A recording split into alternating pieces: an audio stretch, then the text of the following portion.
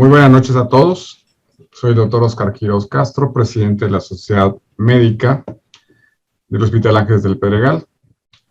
Y a nombre de la misma, de la Sociedad Internacional de Medicina Interna, quiero darles la bienvenida a esta conferencia o sesión online que se va a realizar con un tema de mucha actualidad, como es el estado actual del COVID en pediatría, las limitaciones de las vacunas, el riesgo y beneficios de regresar a clases. Esta sesión va a ser coordinada por el doctor Amador Pereira, quien hará la presentación de los invitados que tenemos esta noche, y también el doctor Alejandro Cárdenas, quien hará la introducción del mismo curso, y ya que es un experto en el tema que tenemos aquí en el hospital. Prácticamente todos los ponentes, la mayor parte de ellos laboramos aquí en el hospital, algunos de ellos son también invitados, como se los harán saber. Adelante, doctor Cárdenas. Muy buenas tardes, noches, tengan todos ustedes bienvenidos a nuestros invitados de Centro Sudamérica, en Estados Unidos también, y desde luego a toda la población en México de médicos que nos acompañan en este momento, también les damos la bienvenida. Y quiero en especial también agradecer al grupo de panelistas el haber aceptado colaborar en este interesante tema, ya que hemos hecho abordaje de diferentes cosas en el área de COVID, pero nos faltaba una parte que es muy importante y que hoy por hoy nos tiene a todos con el santo en la boca y la preocupación, porque pues o tenemos hijos, o tenemos nietos, o tenemos familiares que tienen que regresar a la escuela, y bueno, pues estamos sumamente preocupados. También preocupados porque el virus Delta se abalanzó sobre la población que no estaba vacunada, y también sobre la que estaba vacunada, y nos ha sorprendido la capacidad que tiene de infectar a los pacientes, y pues queremos saber mucho de lo que no hemos visto en esta área, porque el área de pediatría está circunscrita a un tipo de asistencia médica a la que nosotros en general como manejando adultos no tenemos acceso. Entonces, hoy vamos a escuchar, tenemos mucho que escuchar y mucho que saber de un grupo de panelistas expertos. Le voy a dar la palabra al doctor Amador Pereira, que es médico pediatra de este hospital, también es neonatólogo. El doctor tiene cerca de 35 años en una práctica continua de la pediatría en estas dos áreas en nuestro hospital. Y bueno, él tiene un amplio conocimiento también del tema, porque bueno, creo que todos nos hemos ido moviendo progresivamente con el contacto con los pacientes más avesados y con más conocimiento para tratar a nuestros pacientes. Y bueno, le cedo la palabra al doctor Amador Pereira. Bienvenido, doctor Amador Pereira, muy buenas noches. Buenas noches a todos, buenas noches Alejandro, doctor Quiroz, buenas noches. Muchísimas gracias Alejandro por la invitación. No soy ningún doctor en el tema, pero bueno, vamos a tratar de llevar las cosas a lo mejor. Tenemos aquí 4 invitados que sí son verdaderamente conocedores del tema. La doctora Argelia Díaz Ramos, ella es pediatra, inmunóloga, alergóloga, trabaja en el Hospital López Mateos. El doctor Alpizar, el doctor Marcos Vicente Marín Alpizar, que también es neonatólogo. El doctor Alberto Orozco Gutiérrez, un buen compañero y amigo, y el doctor Enrico Conti, igualmente compañero del mismo trabajo. Vamos a tratar de ver si nos podemos enriquecer todos en este tema. Y bueno, quisiera yo primero ver que voy a darle la voz a la doctora, por ser la doctora que nos acompaña, y pedirle que nos diga cuál es su experiencia o cómo está viendo, cómo está la situación de este tercer brote que está teniendo aparentemente mayor penetrancia en la población pediátrica. No sé si tenga más penetrancia o estamos teniendo con más cuidado de testar a los niños que antes de este momento, independientemente de la agresividad y de la casuística que es mucho mayor que antes. Doctora, ¿nos pudieras decir cómo ves la situación en tu medio y de cómo está pegándole a los niños en este momento este brote? Buenas noches, doctor. Claro que sí. Yo lo que he visto hasta este momento es que estamos en la peor época en lo que respecta a los niños. En la primera ola, yo trabajo en un servicio de urgencias, entonces, pues obviamente nosotros somos los primeritos que recibimos a los pacientes. Las clínicas de medicina familiar usualmente dicen, ¿tienen COVID? Que lo vea el pediatra. Entonces a nosotros nos mandan todos los niños de primer contacto. En la primera ola veíamos un niño con COVID a la semana. En esta tercera ola estamos viendo 10, 12 niños por día. Están llegando, en mi turno, yo trabajo en el turno vespertino, que es cuando hay mayor afluencia de pacientes, están llegando alrededor de 6, 8 pacientes todos los días. Afortunadamente, la mayoría son leves y hemos hospitalizado pocos, pero están llegando muchísimos y llegan asintomáticos solo por la prueba positiva o llegan con síntomas muy leves. Los síntomas leves es dolor de cabeza. Hay niños que solo tienen dolor de cabeza sin ningún otro síntoma. Pero como estamos ahorita, como estamos al inicio de la pandemia, estamos mucho peor. Doctor Marín, ¿qué nos dice usted? Sí, bueno. Sí, doctor Marín, en tu experiencia, ¿cómo ves esta situación?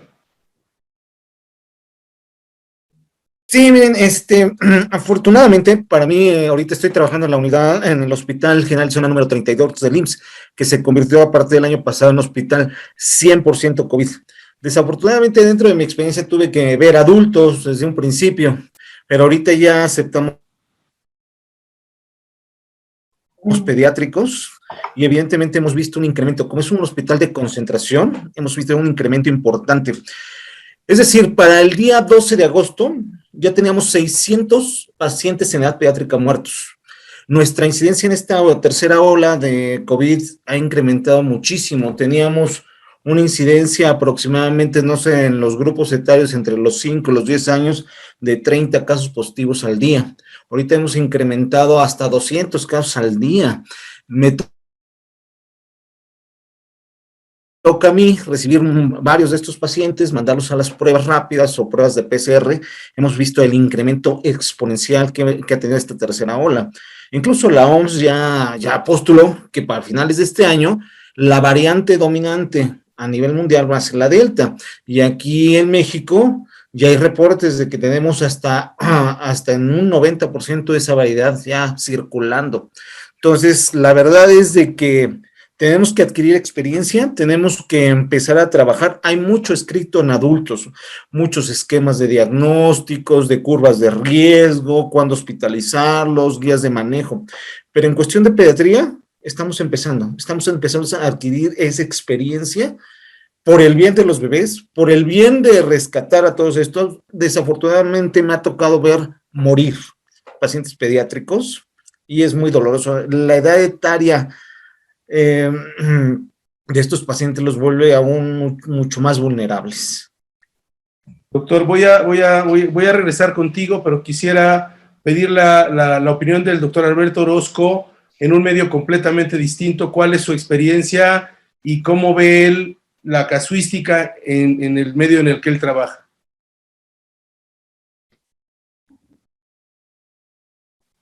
Antes que nada, muchas gracias por la invitación. Yo soy un pediatra general, no trabajo en un servicio de urgencias, sino trabajo en un medio de consultorio. Nosotros también hemos visto muchos pacientes nuevamente en esto, y esto ha coincidido con lo que esperamos, con lo que aparentemente esperábamos que ocurriera. Voy a compartirles una gráfica de un estimado que había de la Universidad de Michigan para ¿es esta? ¿Ahí lo están viendo ya? No, aún no, Alberto. Ahí está ya. Ya está.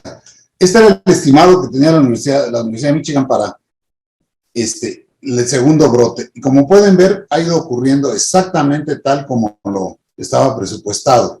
De hecho, estos son los datos positivos en México, donde vemos el gran incremento que ha habido por el efecto de la variante Delta y afectando principalmente al grupo de niños entre 12 y 17 años, que además son los niños que más frecuentemente diseminan la enfermedad. Aquí vemos en la zona oscura los niños, en los casos de COVID en los niños, y en la zona del azul claro, los casos de adultos. Entonces, este brote efectivamente ha sido un brote que ha afectado muchísimo. La semana pasada, o en agosto 5, la Academia Americana de Pediatría envió una carta a la FDA donde ellos mencionaban que en la última semana habían tenido 71.700 casos, cuando en la semana anterior habían tenido 38.654 casos, y que la variante Delta estaba creando una presión muy importante, inclusive muy importante para el desarrollo de una nueva pandemia en niños. Entonces, yo estoy completamente de acuerdo con lo que dijeron los dos doctores. Finalmente ellos, que están en la primera línea de batalla, pues lo están viviendo igual que lo estamos viviendo muchos de nosotros en el consultorio. Afortunadamente, yo consigo con la doctora, la mayor parte de los niños que hemos visto han sido cuadros relativamente benignos, lo cual consigue con lo publicado en la literatura, que la mortalidad pues, es relativamente baja. Sin embargo, yo estoy convencido que en los próximos meses tendremos que aprender todo un manejo diferente y una situación diferente para el manejo del COVID pediátrico, como tendremos que aprender el manejo del COVID del vacunado, que son cosas diferentes al COVID salvaje de la etapa inicial que le tocó manejar al doctor Marín, y que además, doctor, mi admiración, mi respeto, porque realmente ustedes sacaron adelante esta situación con una entrega y un cariño y un profesionalismo que no ha sido hasta la fecha reconocido. Doctor Enrico Conti, díganos usted qué opina, o que si tiene algo más que pudiéramos enriquecer esta plática. ¿Sobre qué, Amador? Alberto, Enrico, en tu experiencia, tus pacientes en un medio privado, a diferencia de un medio asistencial, tus pacientes están llegando a consulta.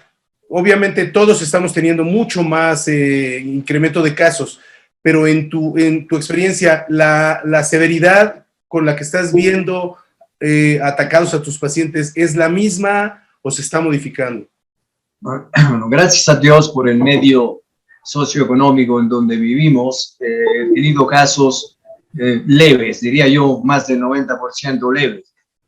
Muchísimos son por vía telefónica, donde ya me dan el diagnóstico que salieron positivos, no 1, 2, sino siempre más. Gracias a Dios no hemos tenido casos difíciles de tratar, muchos los hemos tratado en casa, algunos con el aporte del concentrador de oxígeno, cuando empezaba el saturómetro a dar valores menos de 92, 90, muchos niños están en 88, 86. Por lo tanto, con el concentrador de oxígeno se ha notado una gran mejoría en forma intermitente, en forma continua, y no hemos tenido casos graves por lo que concierne el COVID, ¿ok? Quería dar unos datos iguales a lo de Alberto sobre la casística en México hasta el 8 de agosto, de los casos aquí en el país, donde van 60.928 casos, ¿ok? De los cuales entre 0 y 5 años han sido 11.300 y pico, entre 6 años y 11 han sido 14.526, y entre 12 y 17 ha sido el número mayor de 35.020 casos. Y también, según el esquema que nos mostró Alberto, se coincide que en enero hubo un pico muy elevado, que ahorita está volviendo a presentarse y hasta con mayores, o sea, no ha terminado este pico, vamos creciendo todo el tiempo. Quería decir yo que, por ejemplo, la casística de estos casos no habla de los que han necesitado internamiento, nada más es solamente a nivel numérico, ¿ok? Entonces, si alguien tiene la mortalidad, sobre todo en los hospitales de los dos doctores, sobre los casos pediátricos que han recibido, a ver en qué porcentaje están, me gustaría saber. Yo quisiera preguntarle al doctor Marín, porque diste un dato interesante sobre el número de casos que han tenido. Creo que en el primer número que reportaste eran todos los casos que han tenido hospitalizados de todos los grupos etarios. En este último brote, en estas últimas 2 semanas, digamos, ¿qué porcentaje de niños que han acudido al servicio han requerido internamiento? ¿Y cuál es la mortalidad que han tenido en estas últimas 2 semanas, digámoslo así? Mire, afortunadamente, como comenta el doctor Coti, la gran mayoría de los casos han sido pacientes con sintomatología leve, que no han meritado la hospitalización. Y estamos muy al par de España, muy al par de Europa, porque no nos podemos comparar con Estados Unidos. Estados Unidos tuvo un crecimiento exponencial en los casos sospechosos. Aquí tenemos que determinar cuáles son nuestros casos sospechosos, cuáles son nuestros casos confirmados o nuestros casos probables. Entonces, afortunadamente, nosotros hemos tenido una gran cantidad de casos sospechosos y algunos probables, pero la mayoría son con síntomas leves. La par me refiero que, por ejemplo, la mortalidad a nivel de Europa, estamos hablando que es de menos del 1%, estamos en el 0.27%, que es promedio lo que estamos manejando aquí también en México. Yo les comentaba un principio que ahorita llevamos aproximadamente 60,000 casos reportados de pacientes pediátricos en edad pediátrica positivos, y que afortunadamente de esos, digo, es lamentable, pero hasta el 8 de agosto en todo el país había 600 pacientes pediátricos que habían fallecido asociados a enfermedad COVID. Quiere decir que más o menos estamos en la misma mortalidad que en Europa, abajo del 1%, del 0.27% en cuestión de mortalidad. Nuestra hospitalización, afortunadamente, también está entre el 3 y el 4% de estos pacientes. Afortunadamente, la mayoría los logramos salvar. Los casos que han fallecido han sido consecuencias de, aparte de comorbilidades que han tenido estos pacientes, que yo creo que al ratito vamos a hablar de cuáles son los factores de riesgo, de cuáles son los pacientes que se nos ponen más graves, ¿no? Pero bueno, vamos al par de Europa, no de Estados Unidos. Estados Unidos sí va a la alza. Ok.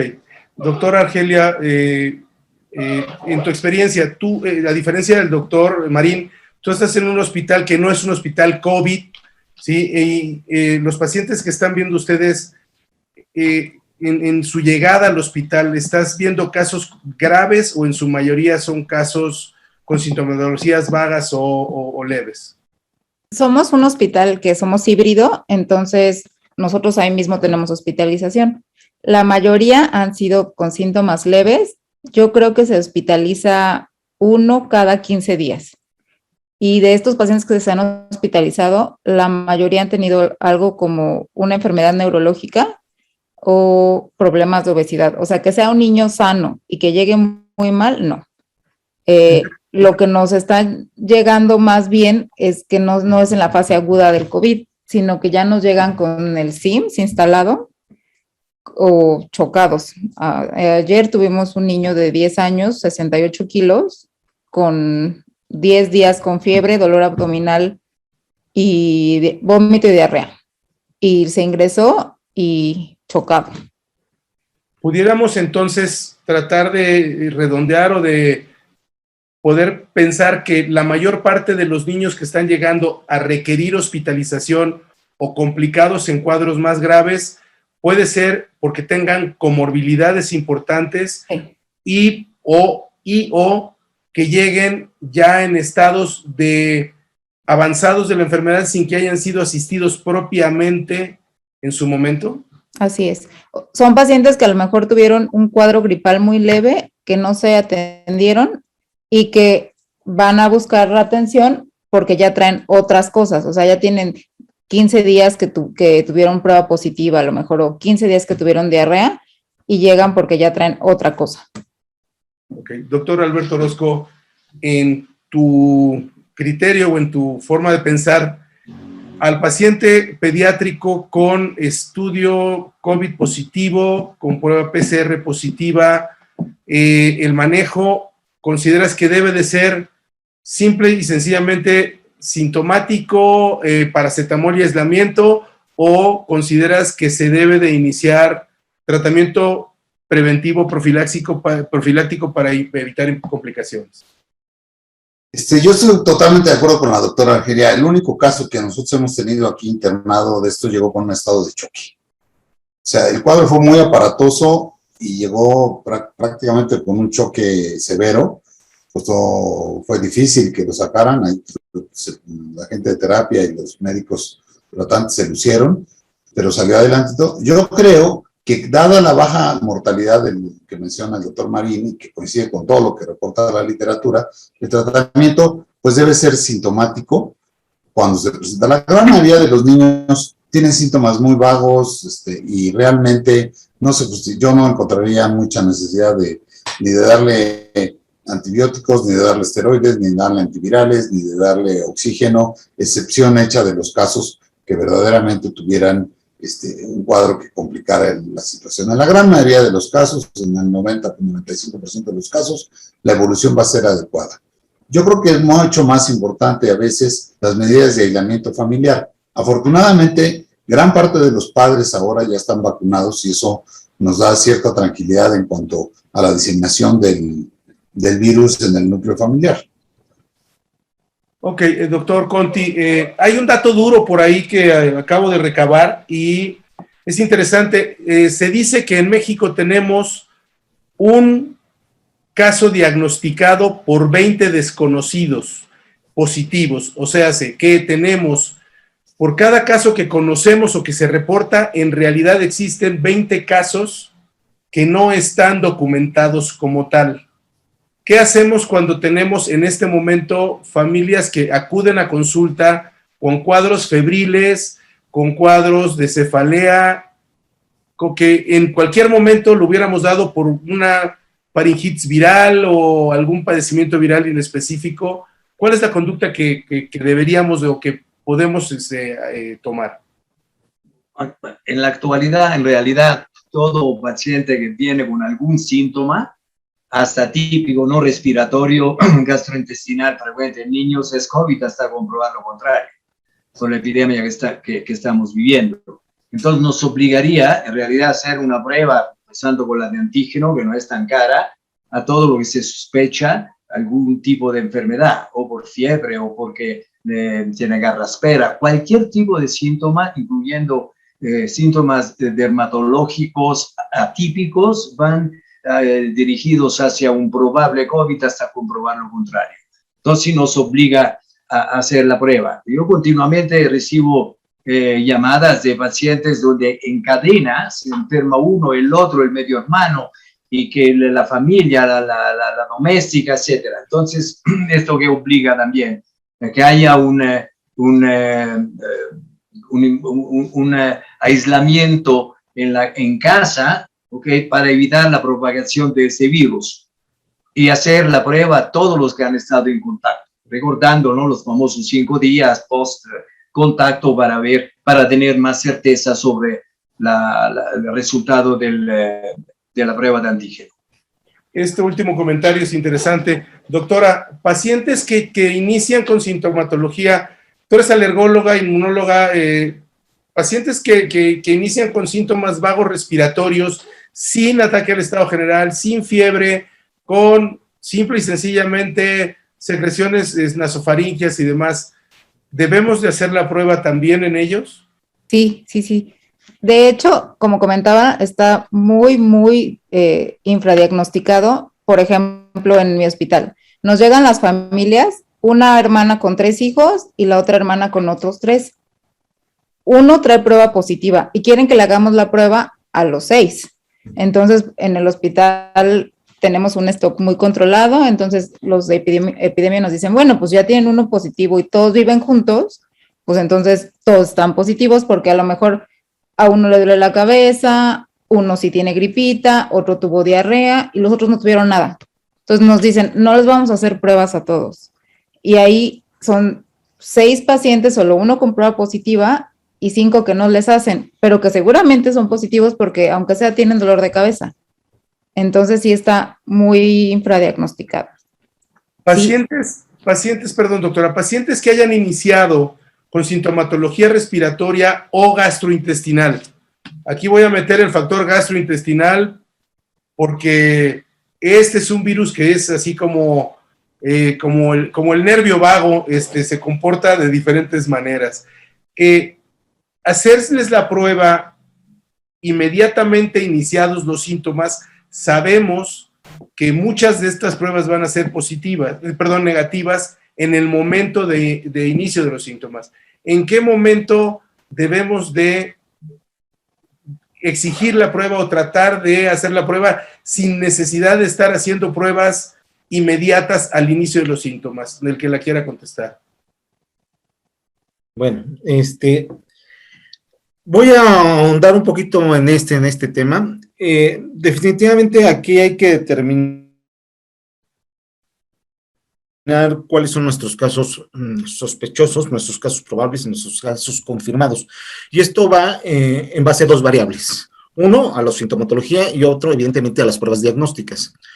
Como han mencionado, y como está mencionado en la literatura, el principal síntoma para una sospecha de COVID es la fiebre. El 90% de los pacientes con sospecha de COVID vienen con fiebre, es el primer síntoma.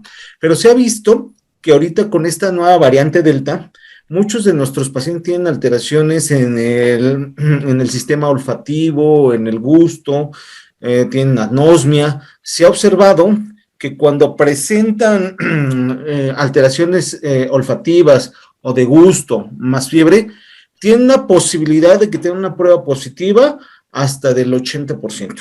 La probabilidad de COVID asociado a estos tres síntomas es impresionante. Sin embargo, hay un cuarto síntoma con el cual están llegando los pacientes, incluso en este grupo etario entre los 12 y 18 años, que es la cefalea persistente. ¿Y a qué me refiero a persistente? Pacientes que generalmente no tienen problemas de migraña, pero que uno les da analgésico, les combina un segundo analgésico y no se les quita la cefalea. Hemos notado que es el cuarto síntoma que nos hace llegar a una alta posibilidad de un caso sospechoso o probable de COVID. Hasta ahí nos quedamos con los casos sospechosos.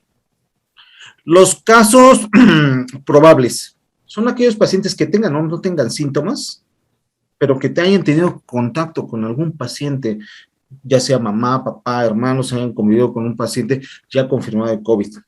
Ahora, ¿cuándo hacemos la prueba? Desafortunadamente es el problema de esta pandemia. El periodo de incubación es tan variable en el adulto, pues en la etapa pediátrica es mucho peor, porque realmente no sabemos. Sabemos que en Wuhan, cuando empezó la epidemia de COVID, 3-4 semanas después empezaron a aparecer los pediátricos, lo que nos hace pensar que el periodo de incubación en la etapa pediátrica pudiese ser incluso hasta más largo, ¿no? Pero sabemos que pueden empezar a ser infectocontagiosos 2-3 días antes de que presenten síntomas, y la mayoría de las pruebas resultan tener más confiabilidad, sobre todo después de 3-4 días de los síntomas, y esto me refiero a las pruebas rápidas, sobre todo a las de anticuerpos, porque los de antígenos son mucho más sensibles y mucho más específicas después de los 5 días. ¿Qué pasa cuando tenemos nosotros un paciente bajo caso sospechoso o caso probable? Le hacemos la prueba más rápida, ¿no? La que tengamos de antígeno o de anticuerpos. Pero si esa prueba sale negativa y nosotros seguimos teniendo la sospecha que tenga COVID, tendríamos la obligación de hacerle una prueba mucho más específica, que es la PCR-RT, que ese es nuestro gold star en este momento. Y así diagnosticar, ¿no? La intención es captar todos esos casos probables. ¿Por qué? Porque como ya lo dijimos, la gran mayoría de los pacientes llegan con sintomatología leve y afortunadamente les va bien. Pero estadísticamente sí es significativo tener un 3% de pacientes que se llegan a poner graves. Esos son nuestros focos diana a los que tenemos que intervenir y ver, de acuerdo a la escala de gravedad, el tipo de tratamiento que podemos manejar con ellos. Doctor Orozco, de los pacientes, en tu experiencia, de los pacientes en el medio en el que nos movemos, privado, no asistencial, ¿qué porcentaje de los pacientes que tú has visto han requerido hospitalización? Muy pocos. O sea, la verdad es que yo no he tenido ningún paciente que haya requerido hospitalización, y aquí en el hospital realmente el número de casos de hospitalización, pues, que yo tengo entendido, es solamente el paciente que llegó chocado. Pero, que además era un síndrome post-COVID. Pero hay un punto que quería ahondar sobre lo que había comentado el doctor Marín. Probablemente nosotros en el medio privado tenemos un problema diferente. A nosotros es muy común que nos hablen las mamás porque el niño tuvo fiebre en la mañana y a las 3 horas fueron a hacerse la prueba. Entonces, es muy difícil interpretarlo porque te sale negativa y a veces le tienes que decir, bueno, ya fuiste, ya pagaste, ya le metieron una cosa al niño y la prueba pues no te sirve. Tenemos que esperar y darle tiempo. Entonces, también tenemos que hacer una labor de educación con nuestros pacientes o con la comunidad, de que no hay que salir corriendo despavorido a tomarse una prueba al primer síntoma que aparezca, porque en muchas ocasiones yo tengo pacientes que han empezado en la mañana y han venido en la tarde a consulta con la prueba en la mano, y además te vienen diciendo, no tiene COVID porque ya traigo la prueba, empezó con 39 grados de temperatura en la mañana, y ahorita... Yo estoy de acuerdo con el doctor Marín que los síntomas más comunes de los niños que han tenido problemas más o menos importantes son fiebre, decaimiento y los síntomas que él ya mencionó. Entonces, muchas veces a las 4 horas de inicio de la enfermedad es difícil poder decirle al paciente no tienes COVID en base a una prueba que se tomó en un intervalo muy pequeño, porque muchas veces las mamás salen asustadas. Otro problema, que también a mí me gustaría oír la opinión de los 3 ponentes, es las pruebas ¿qué piensan ustedes de las pruebas de PCR contaminadas con basura genética? O sea, el estándar de oro en un enfermo infectado o en un enfermo con sintomatología, voy de acuerdo. Ahí no tenemos ninguna duda. Pero en el paciente totalmente asintomático, que se fue a hacer una PCR porque fue una fiesta, no sabe ni siquiera si tuvo un contacto, simplemente fue una fiesta, y le sale positiva y el paciente está totalmente asintomático, no ha sabido de ningún contacto. Teóricamente tenemos que tomarlo como un paciente infectado con COVID. ¿Podría ser basura? No, definitivamente no. Cuando nosotros, por ejemplo, tenemos una prueba rápida, positiva, ya no hay necesidad de hacer una PCR-RT. Ya es positivo el paciente, ya se confirma el diagnóstico. Además, cuando nosotros tenemos una prueba positiva, una PCR positiva, pues invariablemente se toma ya como un caso confirmado. ¿Por qué es esto? Sabemos que la sensibilidad de la PCR es cerca del 98% y la especificidad es cerca del 96%. Son pruebas prácticamente muy seguras. Si se nos llegara a ir por ahí un caso, que a lo mejor un falso positivo, pues la realidad es que aquí la medida es el aislamiento social, evitar la propagación de la infección, más aún hacia el núcleo familiar. Entonces, en ese momento, cuando un paciente ya tiene una prueba positiva, ya sea una rápida o ya sea una PCR, ya estrictamente hablando, ya es un caso confirmado. ¿Qué acción tenemos que tomar? Si no tiene sintomatología, revisar al paciente perfectamente bien, dar las medidas generales, enseñar, educar al núcleo familiar sobre las medidas de aislamiento social, sobre los cuidados que hay que tener y sobre todo los signos de alarma. Porque sabemos que la cascada inflamatoria, que al igual que en los adultos, puede empezar desde el 6º hasta el día 14. Y sabemos que ahorita la complicación más grave que hay en el paciente con COVID es la presencia de un síndrome multisistémico inflamatorio pediátrico llamado SIMS o PINS, y que este es el que nos está causando problemas en cuestión de mortalidad y secuelas, porque sí están quedando secuelas neurológicas, sí están quedando secuelas respiratorias, secuelas cardíacas, pero sobre todo muerte. Entonces, cuando nosotros ya tenemos una prueba positiva, ya sea rápida o PCR, es un caso confirmado. Doctor, entiendo la sensibilidad, porque siento que estamos viviendo diferentes escenarios del COVID. Tú estás en un hospital 100% COVID y cuando hablas se te siente mucho más sensible en el tema, y pienso que de repente cuando hablas de mortalidad, dices, y sobre todo muerte, habíamos preguntado cuál era la mortalidad, por ejemplo, en tu hospital, ¿cuál es la mortalidad pediátrica en niños menores de 10 años?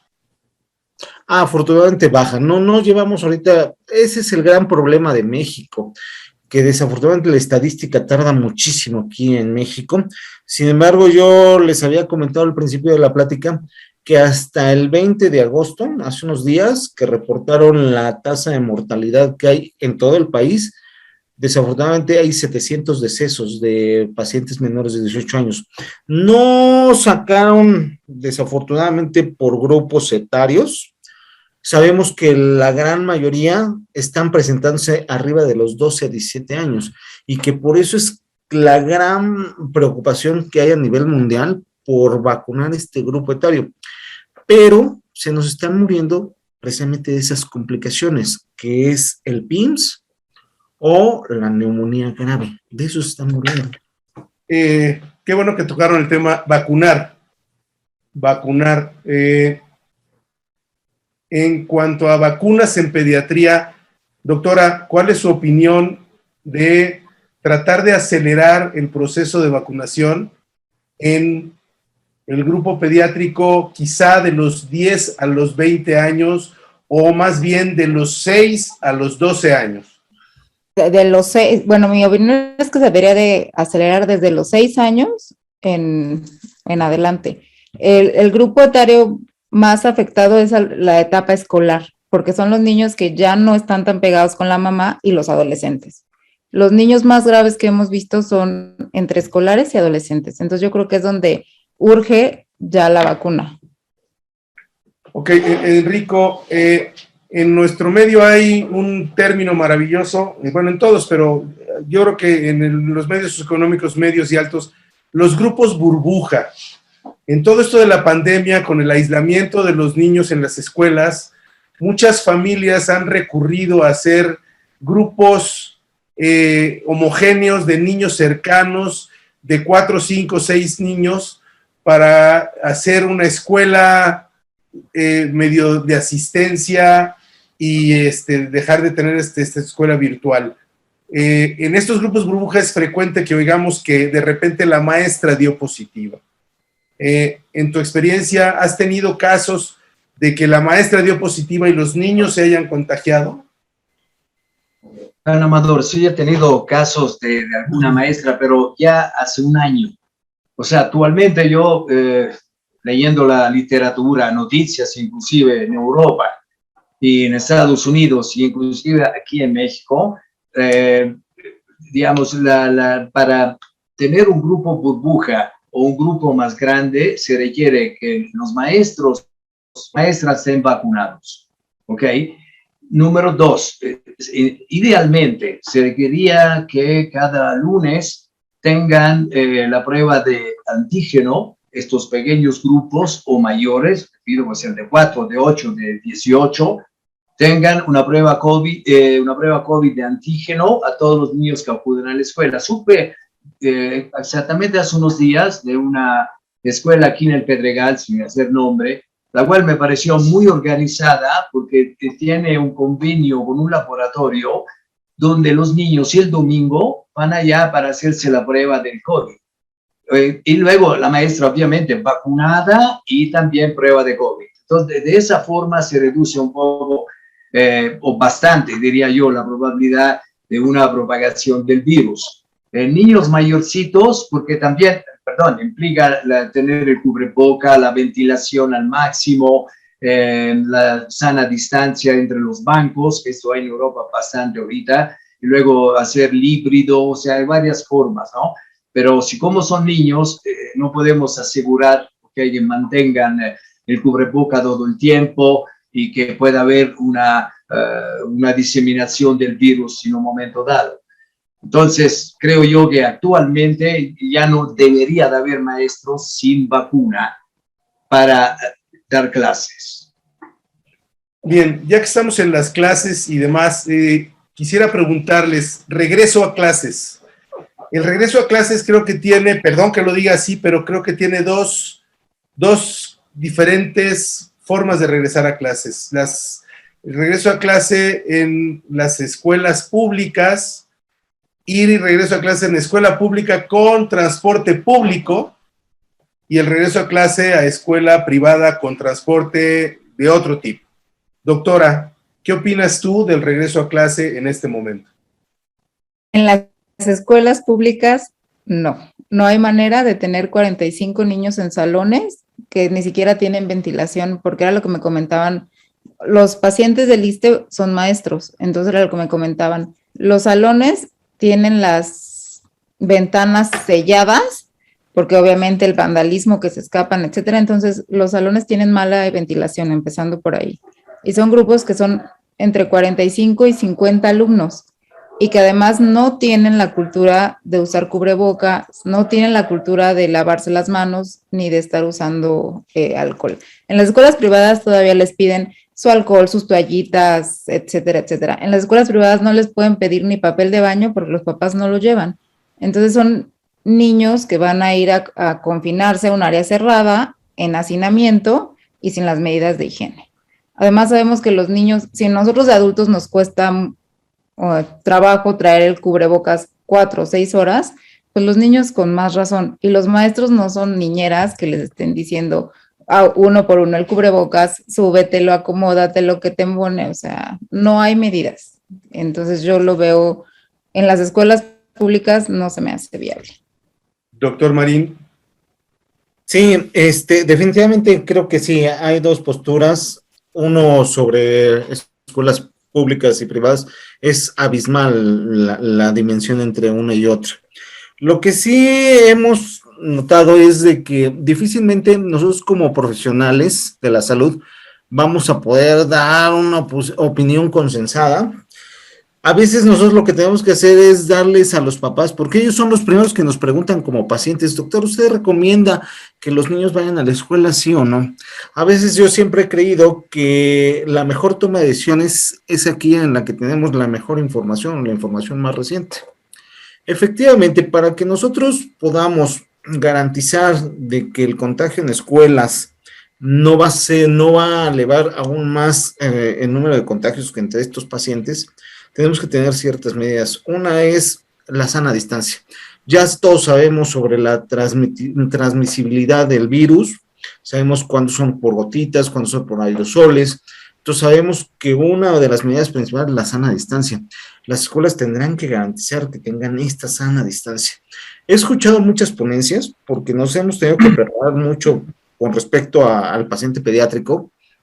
El uso de caretas pues prácticamente ya no tiene a lo que me refiero es que en realidad no nos protege nada una careta, ni poner en un restaurante una barra transparente, porque al final esas caretas se van agrietando y no nos salvaguardan de nada, y al contrario nos guardan mugre, hongos, parásitos, bacterias, y hay sobreinfecciones. La segunda es la ventilación adecuada. Ya hemos demostrado que la concentración en espacios cerrados incrementa el riesgo de contagio.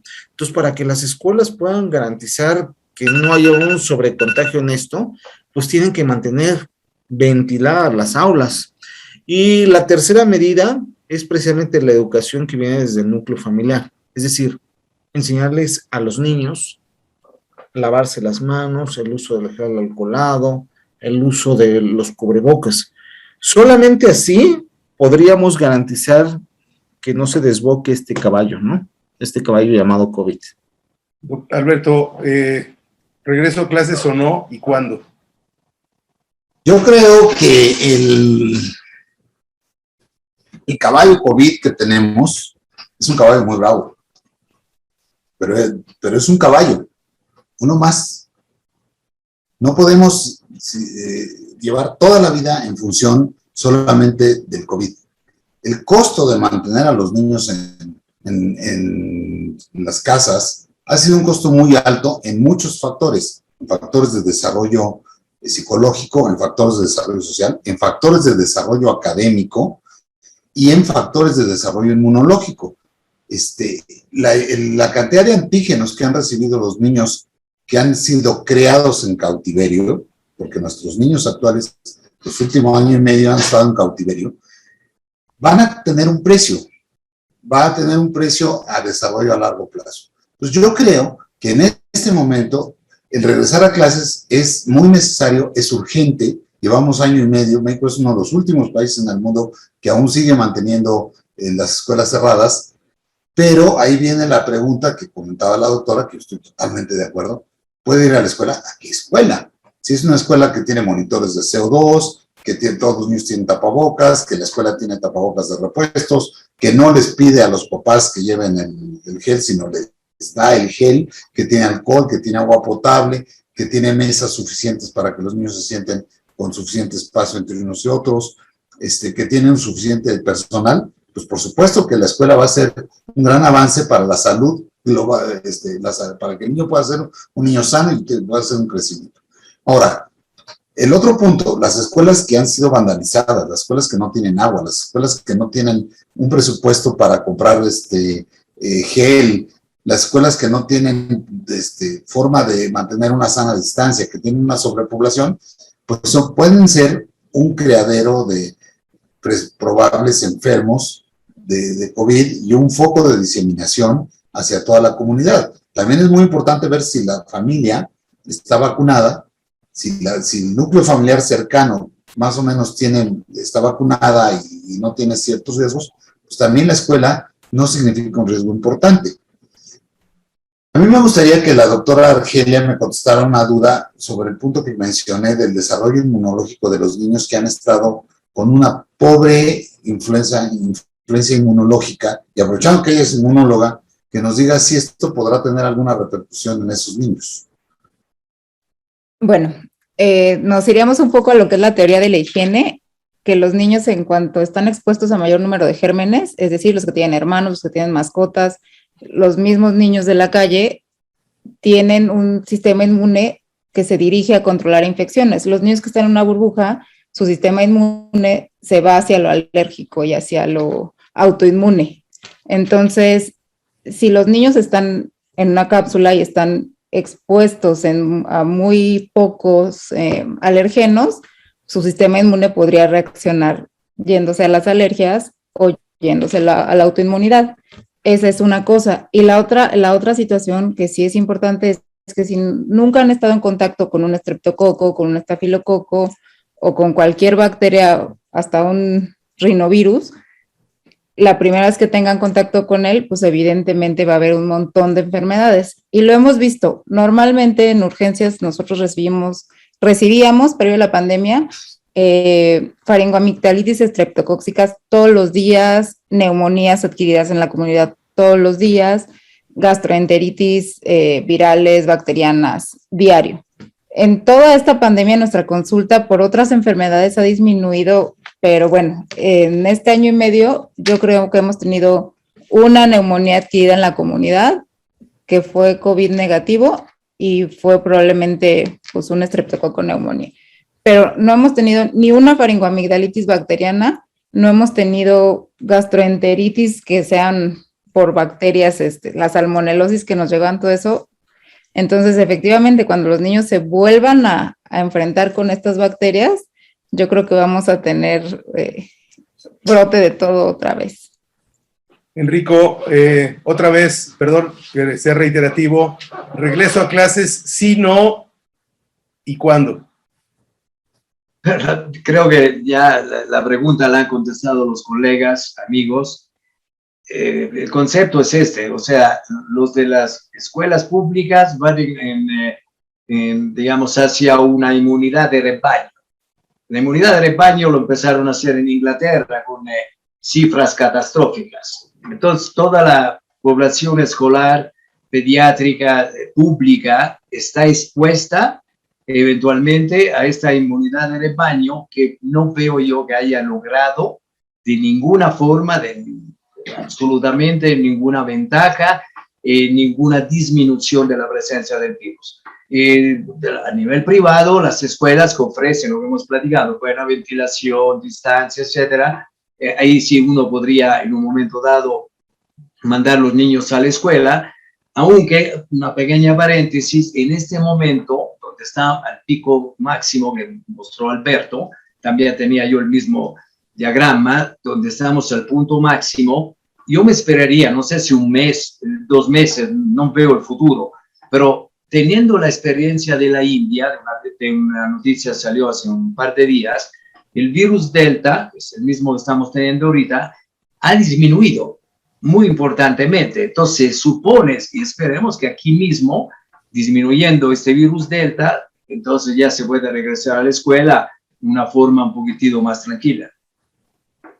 Ok, voy a hacer una observación, no sé cómo la vean los panelistas. En mi experiencia me está preocupando mucho en esto del regreso a clase, este grupo de población de niños que iniciada la pandemia tenían quizás entre 1 y 2 años y estaban en el proceso de adquisición del lenguaje, ¿sí? Y recordando que el lenguaje lo adquirimos tanto por vía auditiva como por vía visual, por gesticulación, esta población de niños no ve gesticular a la gente. Y a nosotros como adultos nos pasa que oímos a alguien hablar o hablamos con alguien y de repente decimos, perdón, no te entiendo, porque parte de nuestra comunicación es a través de los labios. Estos niños no están teniendo este feedback, no están teniendo esta alimentación. Y yo siento que hay este grupo de niños que hoy puede estar entre 1 y 3 años, está teniendo un retraso importante cognitivo y un retraso importante en la adquisición del lenguaje. ¿Qué vamos a hacer con estos niños si seguimos retrasando el regreso a clases? Alberto. Yo soy partidario de que ya tenemos que entrar a clases. Y soy partidario también de que los niños tienen que utilizar, sobre todo en áreas descubiertas, no utilizar el tapabocas. O sea, en los Estados Unidos, los niños usan tapabocas cuando están en espacios cerrados. Y no usan tapabocas cuando están en espacios abiertos, cuando están en el patio, cuando están en el recreo, cuando están jugando. Y cuando platican, y entonces esto les permite ver a los demás niños cómo hablan y cómo se mueve la cara y cómo se mueve la boca. Yo creo que obviamente el comentario que tú hiciste es un comentario muy acertado en cuanto al desarrollo del lenguaje. Yo creo que debemos empezar mañana porque, 1, el riesgo de que se infecten es bajo. 2, el riesgo de que se compliquen es muy bajo. Y 3, el precio que estamos pagando ya en muchas cosas es muy alto. Entonces yo creo que Enrico tiene razón en decir, bueno, si la curva que mostramos de la Universidad de Michigan mostraba que el mes que entra, que en octubre vamos a tener una disminución importante de los casos de COVID, y hasta ahorita la curva ha ido se ha ido siguiendo adecuadamente, pues probablemente diríamos, vamos a esperarnos hasta octubre. El problema es que de aquí a octubre faltan 2 meses, y yo sí creo que el regreso a clases ya es una urgencia. ¿Qué va a pasar con nuestros niños dentro de 10 años cuando demostremos que la educación en línea no es tan eficiente como la educación presencial? Entonces, los huecos que tienen en matemáticas, los huecos que tienen en literatura, los huecos que tienen en socialización, ¿qué va a pasar con ellos? Los huecos que tienen en el desarrollo del lenguaje, ¿qué va a pasar con ellos? Yo creo que tienen ya que entrar ahorita, y yo sería partidario de que cuando estén en espacios abiertos no usen tapabocas, sobre todo cuando están jugando con otros niños. O sea, si no hay presencia de adultos, tenemos una comunidad muy cerrada en la cual les están tomando muestras, las maestras están vacunadas, los papás de los niños están vacunados. Yo no le veo mayor problema a que los niños jueguen en espacios abiertos sin usar tapabocas. ¿Cuál es la diferencia cuando yo de repente oigo a pacientes míos que me dicen que llevan 3 meses en Acapulco o en algún otro lugar, 4, 5, 6 o 7 familias con 3 hijos y se están jugando 18 niños en ese medio, y en ese mismo medio el papá va y viene al trabajo y regresa y va y viene. ¿Cuál es la diferencia entre vivir así o ir a la escuela, doctora? Pues es que es un ambiente relativamente libre de gérmenes, o sea, ya se hicieron, es una comunidad cerrada y el papá a lo mejor entra y sale, pero está teniendo precauciones. Entonces, no es lo mismo la familia, puede ser una familia muy grande, pero son los mismos que están conviviendo juntos y que están teniendo las mismas costumbres, la misma exposición a lo mismo. Y en teoría, pues todos están sanos. A que si ponemos en un mismo cuarto niños de 20 o 30 o 40 familias diferentes, donde, o sea, el riesgo es exponencial, porque en cada familia, por ejemplo, en esta familia de 20, en esta comunidad de 20 personas, solo es un miembro el que viene y va. En estos 20 niños de la escuela son 20 papás que entran y salen. Entonces, el riesgo obviamente es mucho mayor. Yo leí de un estudio que se hizo en Alemania, que los niños regresaron a la escuela y en Alemania no hubo mayor contagio en niños y no hubo mayor contagio en docentes. Pero estamos hablando de Alemania. En Inglaterra se hizo un estudio similar y tampoco hubo mayor número de contagios ni en niños ni en docentes. Y en Suecia, que ellos nunca cerraron las escuelas, tampoco hubo mayor contagio ni de niños ni de docentes yendo a la escuela. Entonces, en un medio ideal, como tal vez lo tienen en Alemania, lo tienen en Inglaterra, lo tienen en Suecia, ir a la escuela no es un factor de riesgo para tener COVID. Pero aquí en México, ir a la escuela, en mi opinión, sí es un factor de riesgo, porque a mí me están llegando pacientes contagiados de los campamentos, de los cursos de verano. O sea, no, doctora, no sale, no vemos a nadie, no vamos a fiestas, pero ¿qué cree? Sí va a un curso de verano. Y en el curso de verano o los llevan a la alberca o los llevan al parque. Entonces nos están llegando niños contagiados de cursos de verano donde están mucho menos hacinados, donde son muchos menos niños y donde en teoría están al aire libre. Entonces, lo que yo he visto es que si se están contagiando en un curso de verano, no quiero saber qué va a pasar cuando estén encerrados en un aula. A lo mejor en las escuelas privadas van 8 niños, cada hora los sacan, sanitizan, ventilan. En una escuela pública no va a pasar. Y la mayoría de los niños de México pues, son de escuela pública. Entonces, yo en este momento no lo recomendaría. Como dice el doctor Conti, tal vez en 1 o 2 meses que cambie la epidemiología podríamos considerarlo. Pero en este momento yo no lo considero una buena opción. Doctor Marín, perdón, como pregunta nada más en general, el porcentaje de pacientes que ven ustedes con COVID internados, ya vacunados de 2 dosis, intubados, ¿a qué porcentaje aproximadamente crees que ascienda? Vacunados de 2 dosis, intubados. Bueno, es muy bajito, ¿eh? La realidad, voy a hablar más de adultos para contestar esta pregunta, porque en pediátricos evidentemente no hay vacunados, ¿no? Entonces, en cuestión de adultos, hemos visto que los que están llegando con mayor gravedad, pues evidentemente son los que vienen con comorbilidades, obesidad, hipertensión, diabetes, pero sobre todo aquellos que no tienen el esquema completo. Cuando tienen las 2 vacunas, el porcentaje es muy bajo. Sí han llegado, definitivamente sí hemos tenido pacientes que traen esquema completo de vacunación y sí han llegado a intubarse o a requerir un dispositivo de apoyo ventilatorio, como puntas nasales de alto flujo, a 60 litros por minuto. Entonces, sí hemos tenido, pero el porcentaje es muy bajito. La realidad es que los pacientes más graves hemos visto que son los que no tienen los esquemas completos. Ahora, ¿cuál es la diferencia? Lo que había comentado, las comorbilidades. Ese es el punto que nos va a dar la diferencia. Y en pediatría no es desigual.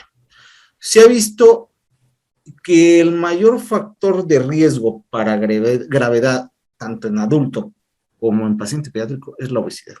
Y desafortunadamente en México tenemos el primer lugar en obesidad infantil. Entonces, las comorbilidades, controlar las comorbilidades en este tipo de pacientes es potencialmente benéfico. ¿Consideran ustedes que en este punto fuese útil tratar de o buscar la forma de acelerar la vacunación en grupos etarios más jóvenes, que al final del día van a ser los que van a convivir más y pueden ser los vectores para edades, para repartirlo en edades más avanzadas, tratar de acelerar la vacunación en grupos más jóvenes? ¿Alguien lo quiere contestar? Yo creo que definitivamente sí se debe vacunar a toda la población. La Academia Americana de Pediatría acaba de pedirle a la FDA que recorte el periodo de observación de los estudios clínicos de 6 meses a 2 meses, con objeto de poder acelerar la vacunación en niños. Yo creo que hay un punto muy importante. Aunque la mortalidad sea muy baja, existe mortalidad.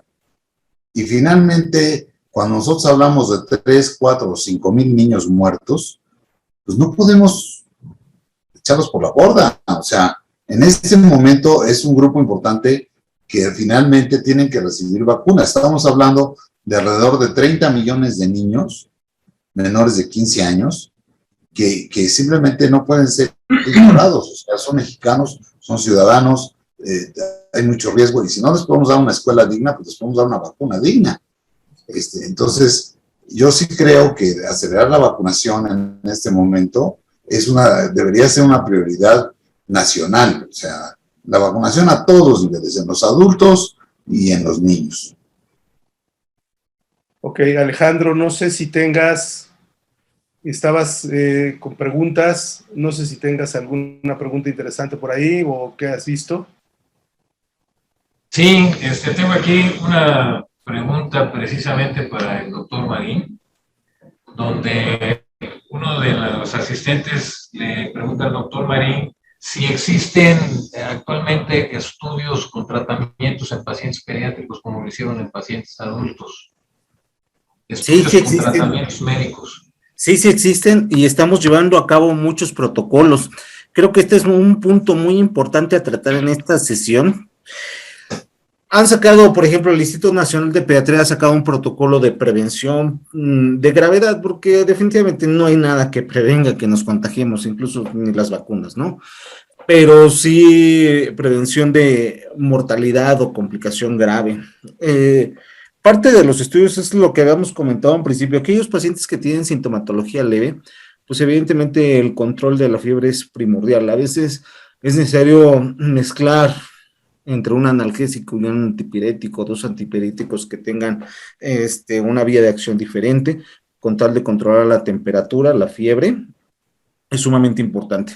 También se ha demostrado en adultos, la mayoría de las cosas empieza siempre en adultos, después las traspolamos a pediatría y al final a neonatología, ¿no?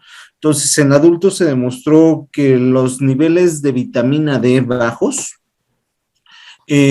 incrementaban el riesgo de complicación de estos pacientes con COVID. Entonces, son estudios que ya están bien demostrados.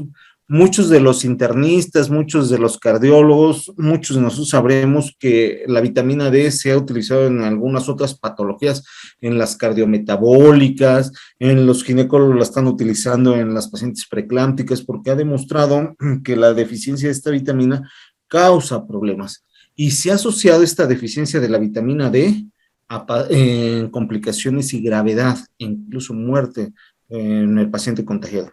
Entonces, ¿qué estamos haciendo?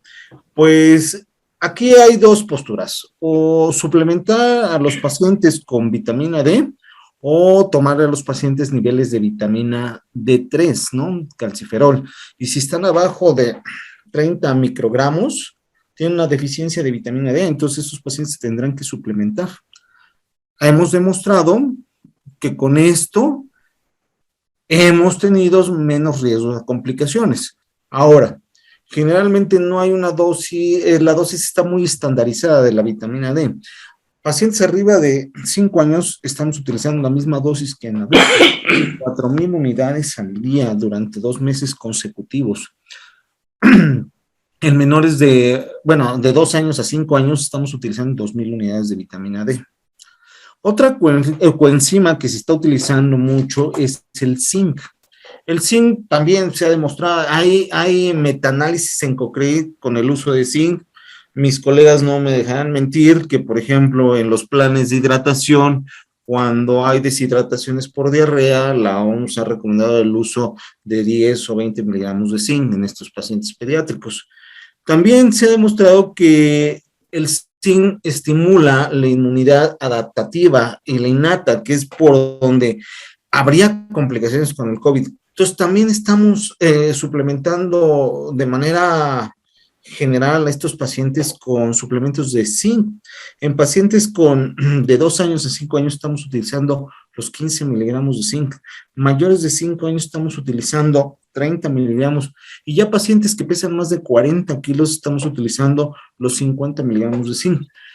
Se verán muy altas las dosis para muchos de nosotros, porque hablar de 50 miligramos de zinc superamos las necesidades diarias que requerimos. Y desafortunadamente no hay ninguna dieta que nos dé esa suplementación de zinc. Utilizamos este tratamiento por 2 meses. Hay un estudio muy bonito del doctor Gerardo López, que es infectólogo, es inmunólogo, y que junto con médicos del Instituto Nacional de Pediatría empezaron a hacer casos y controles con pacientes con COVID pediátrico y les dieron inmunomodulador, el famoso Adimor.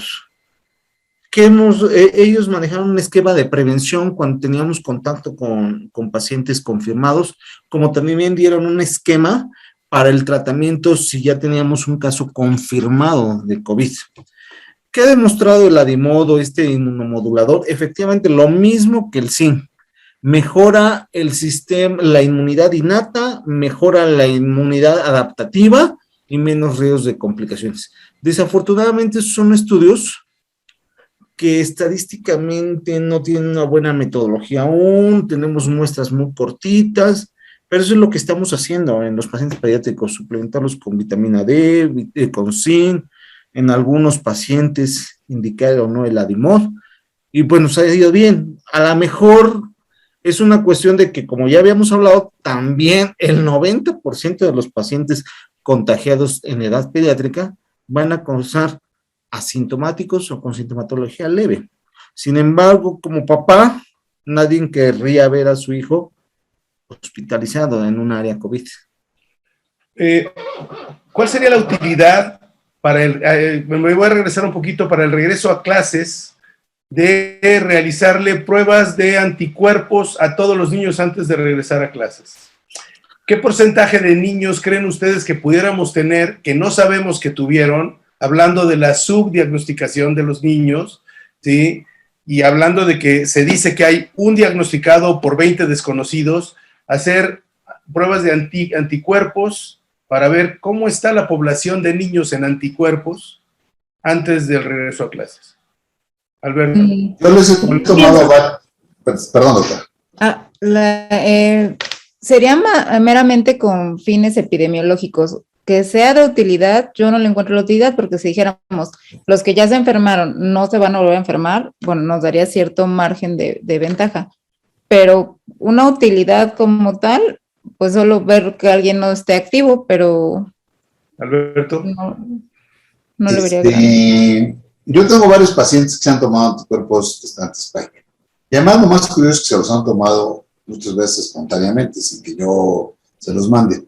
Y la verdad es que los niños han tenido, en el grupo de población que nosotros manejamos, que son los pacientes de una clase media alta, prácticamente no tienen anticuerpos, tienen títulos muy bajos de anticuerpos. Porque también, es cierto, son niños que han estado bastante cuidados durante toda la pandemia. O sea, yo creo que no hay hasta la fecha un estudio muy interesante. Hay una pregunta que a mí me gustaría hacerle al doctor Marín, que es una pregunta de ignorantes. Sé que oí por ahí, no me consta, que en el Seguro Social estuvieron dando ivermectina a los adultos. Sí. Que la daban como profilaxis, eso, y me gustaría saber qué pasó. No pasó nada. Bueno, la realidad es que, como muchos medicamentos, como la hidroxicloroquina, que fueron medicamentos que se estaba aprendiendo a ver si controlaba el proceso inflamatorio, la ivermectina, la carga viral, eran medicamentos de uso para estudios clínicos. Incluso en el Seguro Social se les hace firmar a los pacientes una carta de consentimiento donde ellos autorizan que utilizamos medicamentos para estudio, ¿no? y la ivermectina va encaminada a eso. La realidad, doctor, es que le voy a decir que no vimos mejoría. O sea, ¿en cómo se traduce la mejoría? En disminución de hospitalización, disminución de días de estancia hospitalaria, disminución de aquellos pacientes que pasan a apoyo ventilatorio mecánico o disminución de la mortalidad. No vimos. Y ya la literatura es muy clara, ya hay a nivel mundial guías importantes que dicen que para que la ivermectina sirva para la carga viral necesitan ser dosis así exageradamente grandes, altas de caballo. Por lo tanto, no, la ivermectina no tiene utilidad.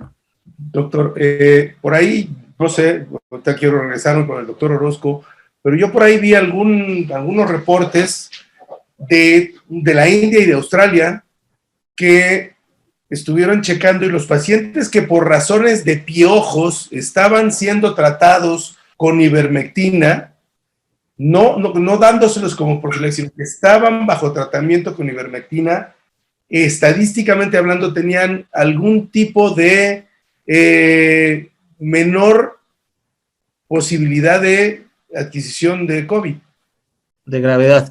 Sí, no, definitivamente no, hasta ese momento no existe un solo medicamento que le pueda prevenir no contagiarse, ninguno. Y repito, incluso las vacunas, la vacuna, el Pfizer, por ejemplo, tiene el 66% de efectividad, ¿no? Para evitar contagio, ¿no? Realmente pero no, las vacunas, para complicaciones. Así es, las vacunas se hicieron más para evitar muertes y complicaciones, ¿no? Pero bueno, y la ivermectina se han hecho, los pocos estudios que hay sobre el uso de ivermectina son estudios que estadísticamente la muestra no es significativa o están mal diseñados estadísticamente. Hay otros estudios que han demostrado, sobre todo en el Centro Royal de Inglaterra, de Alemania, de Suiza, que las dosis son muy altas. Y la gran mayoría, si no es que todas las guías a nivel mundial, pues ya no recomiendan el uso de ivermectina. Alberto, ¿algún comentario? No, realmente me interesaba mucho oír la opinión porque yo supe que el Seguro Social había puesto como un medicamento para pacientes ambulatorios.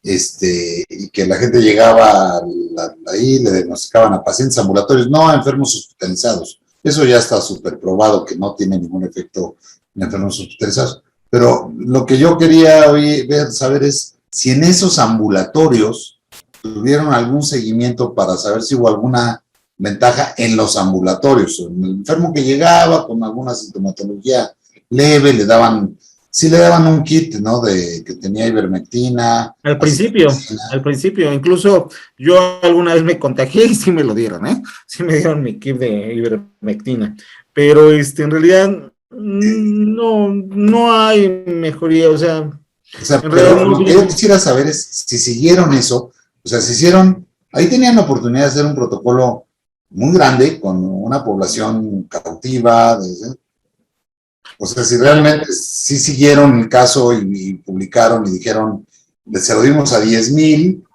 y tuvimos tales resultados, o fue simplemente una decisión que se tomó porque... Hasta la fecha no hay ningún reporte de eso, y a nivel internacional lo que se sabe tampoco avala el uso de ivermectina de manera preventiva. O sea, hablando de eso, pues creo que cuando empezamos todo esto, yo me lo tomé, y muchos nos lo tomamos, ¿no? Y conforme fue pasando el tiempo nos fuimos dando cuenta, de acuerdo a las evidencias y publicaciones, que no había ningún sustento para utilizar esto. Yo les quiero hacer otra pregunta, porque se nos va el tiempo y creo que Amador en cualquier momento nos va a dejar caer la espada. Le quiero preguntar a la doctora Argelia sobre el rastreo de pacientes graves. En nosotros, con los pacientes adultos, cuando vemos ciertas características clínicas del paciente, le pedimos dímero D, le pedimos ferritina, le pedimos proteína C reactiva, y algunos otros marcadores inflamatorios que pueden ser la clave para un inicio temprano de un tratamiento muy convencional que ya está establecido con oxígeno, con la administración de anticoagulantes y con la administración de esteroides. ¿Esto se está haciendo también en los pacientes pediátricos o no? Sí. En general, el tratamiento para los pacientes leves es paracetamol, antihistamínico, loratadina generalmente. Y a los que se hospitalizan, sí, como parte del protocolo, se les pide ferritina, dímero D. Ahorita en el ISSSTE hay un pequeño problema que no hay laboratorios, entonces tardan 24 horas en reportárnoslos.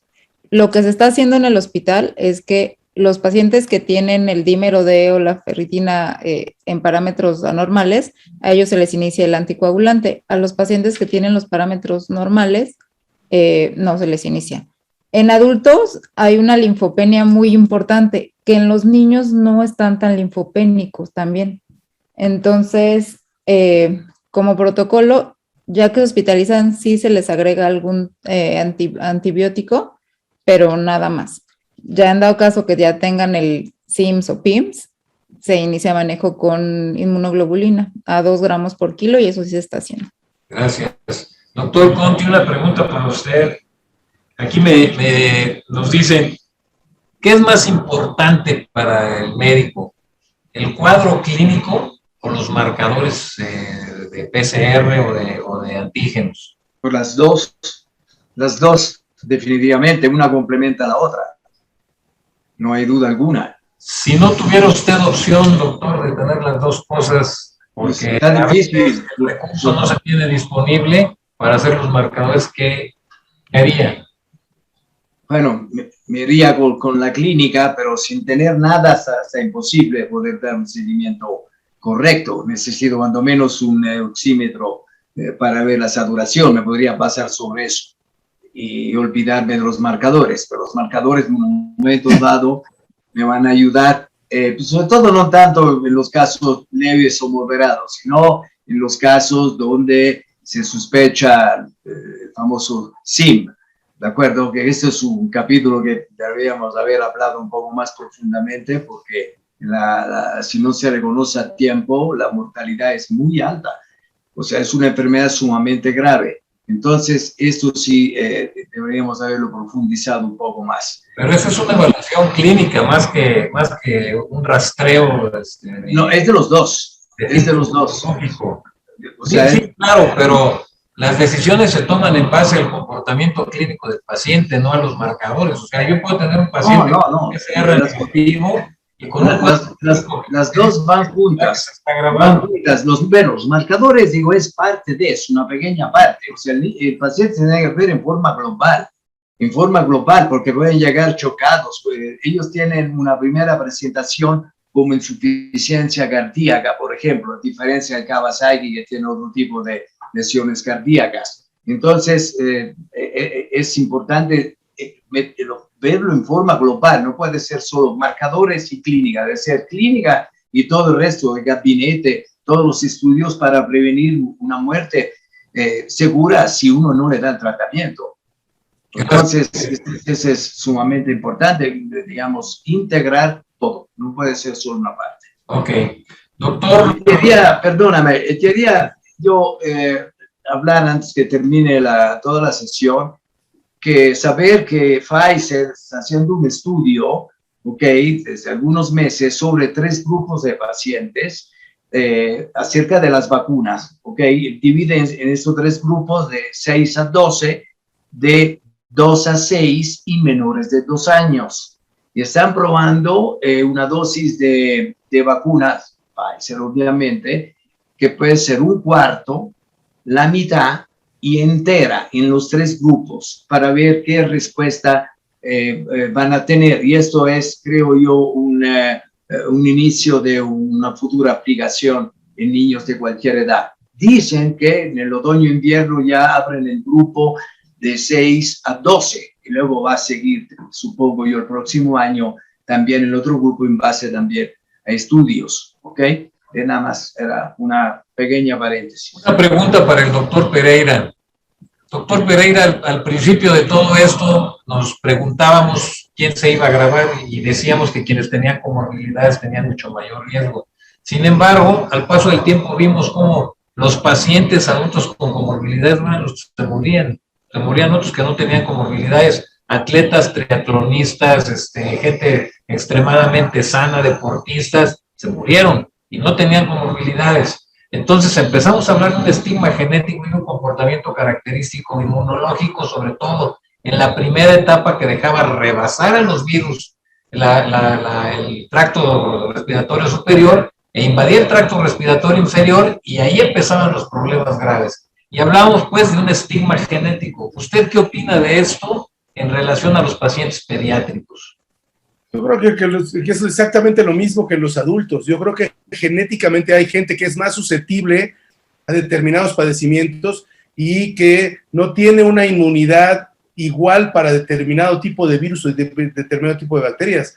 Definitivamente tiene que haber un patrón genético. Tiene que haber un patrón genético que comentamos también, que había familias que habían sido devastadas, toda la familias donde se infectó el papá, el abuelo y los 2 hijos y murieron los 4, ¿sí? Y familias donde se infectaron todos y no se murió nadie. Entonces, tiene que haber necesariamente un factor genético asociado a esta enfermedad y a otras muchas.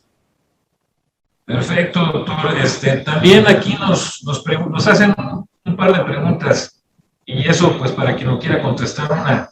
¿Qué sería lo más conveniente para los niños que van a la escuela si tuviéramos el recurso? Porque también esto es muy importante, no siempre se tiene el recurso, de hacerles una prueba cada 15 días o cada semana para mandarlos a la escuela. ¿Es esto práctico? ¿Es aplicable? ¿Es recomendable? Pues práctico no me parece, porque tendría que ser uniforme. No serviría que solo se le hiciera a un niño si no se le está haciendo a toda la población. Si hubiera el recurso y se pudiera estar haciendo pruebas cada semana, sí sería práctico para todos, pero yo creo que es muy poco viable también realizarle pruebas a todo un grupo de niños cada semana. Yo creo que hay que hacer pruebas a los niños que presentan algún síntoma. O sea, la escuela tiene que estar muy vigilante en el sentido de cualquier niño que empiece a presentar cualquier tipo de síntomas como fiebre o síntomas respiratorios o inclusive síntomas digestivos, inmediatamente separarlo y estudiarlo. O sea, yo creo que hacer pruebas, yo estoy de acuerdo con la doctora Argelia en el sentido de que ponerse a hacer pruebas. Vamos a ver, ¿qué vamos a hacer si uno de los niños sale positivo pero es totalmente asintomático? ¿Se cierra la escuela? ¿Se cierra el grupo? O sea, todos los demás teóricamente son contactos. Entonces vamos a tener escuelas permanentemente cerradas. Entonces, la verdad es que yo creo que hay que hacer las pruebas a los niños que tengan sintomatología. Todos hemos estado de acuerdo que se contagian poco, que se complican poco y que tenemos que detectar los casos graves o los casos que se complican para que no nos hagan complicaciones severas y nos lleven a la muerte. Pero finalmente, otro de los objetivos, cuando menos yo considero que uno de los objetivos, es que los niños tengan contactos bacterianos y tengan contactos con virus. Entonces, yo también creo que el COVID depende también, como todas las enfermedades virales, del inóculo que reciban, de la cantidad de carga viral que reciban, de la genética, de una serie de factores. Y estos niños, más de algún niño va a tener contacto con el virus sin tener enfermedad de virus. Hemos pensado que, yo les digo que el COVID es como las traes, te toco y ya las traes, ¿no? Y no, yo creo que el COVID, muchos de nosotros ya hemos tenido contacto, como yo comentaba hace rato, muchos de los niños que les han tomado anticuerpos espontáneamente, tienen 2, 3, 4, o sea, han tenido contacto con el virus. No son niños que no han tenido nunca contacto con el virus. Entonces yo creo que la escuela tiene que ser muy importante en detectar los casos, aislarlos inmediatamente. Deben tener un teléfono para decirle a la mamá, venga a recoger a su niño. Deben tener un lugar donde puedan colocarlo separado del grupo una vez que empezó con síntomas. Y ese niño, por supuesto, se le tiene que hacer una prueba de COVID de entrada y llevarlo al médico y ver qué está pasando. A lo mejor tiene un estreptococo y por eso tuvo fiebre y no tuvo COVID, ¿no? Pero sí tenemos que estar muy vigilantes. Yo no creo que hacer exámenes de rutina vaya a ser una solución ni práctica ni eficiente. Yo creo, Alejandro, creo que hay que tomar en cuenta las cosas también un poquito al revés. Bueno. Sí, tenemos. En el sentido de que a lo mejor también hay que concientizar a las familias de si alguno de los miembros de la familia que cohabita con el niño que va a ir a la escuela da positivo a COVID, también notificarlo, porque no va a ser extraño el caso en el que el papá tenga COVID y la mamá siga mandando al niño a la escuela sin dar ninguna notificación a la escuela. Eso va a pasar. Esto también es muy importante hacer, sí, no, porque va a ocurrir, te lo prometo. ¿Sí? Claro que sí. Va a ser muy importante hacer este tipo de cuestionarios, probablemente de ingreso a la escuela, decir, en la familia hay alguien con COVID positivo que viva con el niño. Eso yo creo que es un punto bien importante. Aquí nos hacían un comentario para el doctor Marín, dice, la prueba es altamente específica, positivo es positivo bajo cualquier circunstancia para una prueba rápida o para el PCR, pero la sensibilidad no, la sensibilidad a veces deja escapar entre 30 y 40% de los pacientes y eso no quiere decir que no tengan COVID. ¿Es así, doctor? Sí, mire, en cuestión de la prueba rápida, definitivamente estas pruebas son altamente específicas. Ya todos sabemos de qué hablamos de especificidad. Sin embargo, la sensibilidad es un poquito más baja que la PCR. Cuando yo tengo un paciente con una prueba rápida negativa, pero el paciente tiene sintomatología que me hace ser sospechoso de COVID, definitivamente ahí tengo la obligación de hacerle el good start, ¿no? El estándar de oro, que es la PCR hasta este momento. Es la única que nos ha demostrado que tiene un poquito mayor sensibilidad, alrededor del 98%. Cuando yo tengo una prueba rápida positiva, no haya ninguna necesidad de hacer una prueba confirmatoria con PCR. Ella es positivo. No sé si a eso se refería la pregunta. Sí, eso era el comentario. También nos hablan de unas pruebas que se llaman NAT, que viene del inglés Nuclear Amplification Test, y que se parece al PCR, pero que no es la misma metodología, y que también es altamente específica, pero más o menos con aproximaciones al tipo de falsas negativas. No sé si tienen algún comentario sobre estas pruebas. Yo no. No, yo del MAT no he tenido experiencia, y la literatura marca que el estándar de oro hasta ahorita es la PCR, la RT, ¿no? La transcriptasa reversa. Bueno, ya por último, eso es un comentario muy personal. ¿No se les hace una locura que teniendo esta cantidad de casos nuevos, sobre todo en la población pediátrica, hacen en un ascenso todavía que no podemos demostrar que vaya declinando, mandar a los niños a la escuela a que se contagien, porque eso es lo que va a suceder? O sea, tal vez en las escuelas privadas no suceda, pero va a suceder en las escuelas públicas. Y entonces, ¿quién va a tomar la responsabilidad de todos esos niños que se van a complicar y se van a morir? Porque ya se murieron 700 en el país. ¿Cuántos más faltan por morirse si los mandamos a las escuelas donde no hay ventilación, donde no hay controles, donde no hay cubrebocas, donde no hay gel, donde no hay agua, donde no hay un profesor que tenga la certeza de que con la vacuna que le pusieron está protegido porque nada más le pusieron una dosis y ahora dicen que son 2? Entonces, ¿por qué mandar en este momento cuando no hay ni siquiera una estrategia para las escuelas a los niños? ¿Por qué no mandar primero a los profesores a que vayan diseñando el escenario y después mandar a los niños ya bajo otras circunstancias y también a lo mejor ya dándoles un booster a los profesores de apoyo para que tengan mayores recursos para poder solventar la situación? Este es un comentario al margen de todo lo que ustedes dijeron y bueno, pues se lo quería decir, ¿no? Yo creo que si nos vamos a Narnia, tendríamos también que pensar que, bueno, perdón por lo que diga, pero que el gobierno debió haber tomado, antes de tomar la decisión de mandar a los niños a la escuela, de optimizar la situación de las escuelas para que esto no ocurriera. El problema es que los están mandando a la guerra sin fusil, pero yo como Alberto creo que los niños les está haciendo mucho daño estar guardados y requieren de salir a la calle a todo, a coexistir, a convivir y a socializar desde el punto de vista bacterio y virológico también. Pero ¿qué pasa si esperamos un mes o 2 meses más? O sea, ya esperamos más, vamos para 2 años. ¿Por qué no esperamos mejor otro año?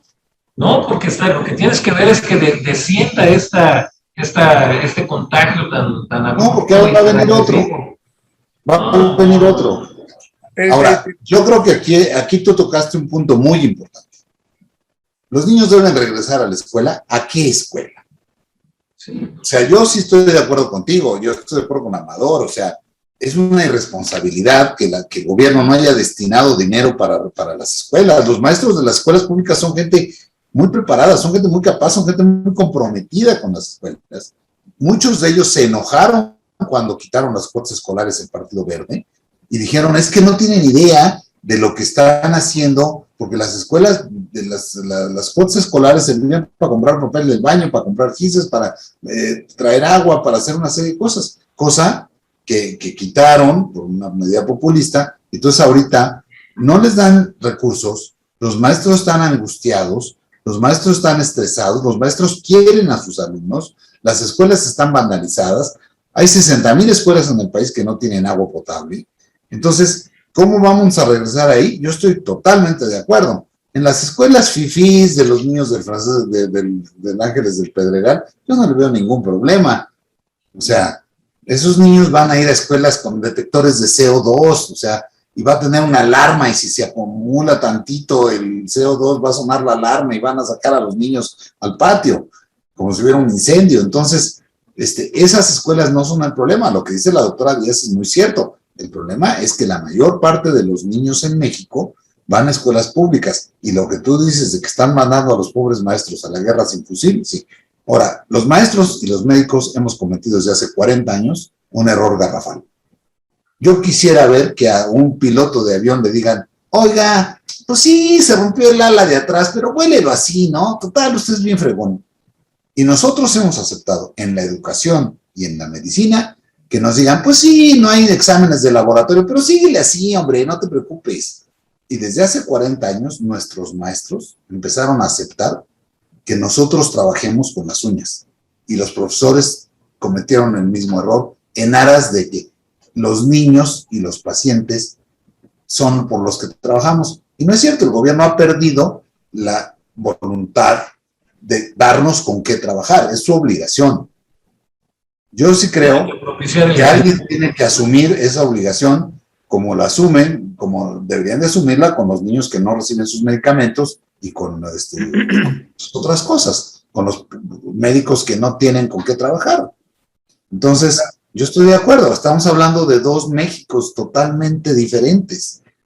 Ahora, Alejandro, perdón, hablando de esto de tratar de posponer 2 meses el regreso a clases, que lo veo no muy lógico, porque además, si lo tomamos desde el punto de vista epidemiológico, si atrasamos esto 2 meses, se nos va a empezar a juntar el regreso a clases con la influenza. Sí. Y entonces vamos a tener un regreso a clases simultáneo con el brote de influenza que tendrá que venir, porque los niños van a empezar a coexistir, que en el año pasado no se dio como se había dado porque los niños no convivieron, pero van a tener que convivir. Entonces, retrasarlo nada más va a complicar las cosas. Pues sí, el dinero es un recurso que consigue muchísimas cosas, pero también es una discriminación mediática y de facto. O sea, es impresionante lo que hace la falta de dinero, ¿no?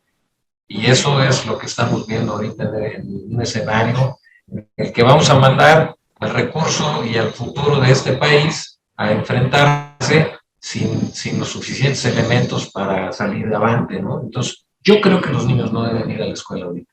Yo creo que hay que esperarse, que vayan los que puedan, y donde no haya los escenarios suficientes, que se preparen, que se organicen, que se haga lo que se tenga que hacer. Y si vamos a invertir en algo, pues que no sea en el Tren Maya, que sea en las escuelas. Yo creo que eso es más importante a futuro que irse a pasear o pasear turistas en el Caribe. Como soy el coordinador, en este momento tomo la palabra, y esto ya dejó de ser medicina, se empezó a politizar, y como Narnia no existe, quiero agradecer a toda la concurrencia, a toda la comunidad, la gente que participó. Muchísimas gracias por la invitación, Alejandro, doctor Marín, doctora Díaz, Enrico, Alberto, muchísimas gracias. Esperemos que a todos nos haya servido en algo esto, y pues nos vemos en alguna otra ocasión. Gracias a todos. Gracias. Buenas noches.